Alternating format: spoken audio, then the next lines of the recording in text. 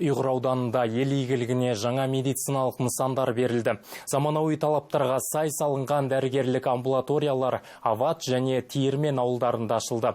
Ауылдағы әлеуметтік инфрақұрылымды дамыту жөнінде әріптесім Айдар Қисабаев толықтырады.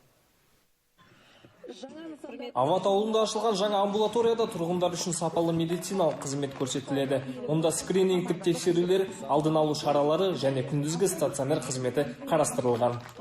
Президентіміздің бастамасы бойынша міне ауылда дәрігерлік амбулатория салып жатыр. Соның бірі міне біздің Тиірмен ауылында салынды. Міне пайдалануға беріп, бүгін қуаныштымыз бәріміз. Ауыл халқы, көпшілік, мына балаларымыз, келешек жастарымыз үшін, ұрпақтарымыз үшін игі шаралар болып жатыр. Қуанышымыз құтты болып, жақсы қызмет етсін.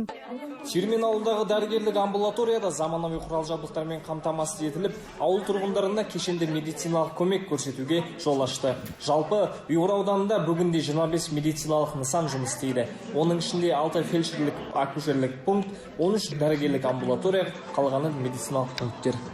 Ауылда денсаулық сақтауды жаңғырту бағдарламасы бойынша ауданымызда 6 нысан беріліп жатыр қолданысқа.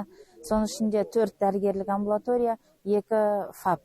Бүгінгі күнде мінекей Ават ауылында және Тиірмен ауылдарында 2 дәрігерлік амбулатория қолданысқа берілді. Бұл жерде амбулаториялық көмек көрсетіледі. Демек ішінде скрининг, алдын алу шаралары, күндізгі стационар.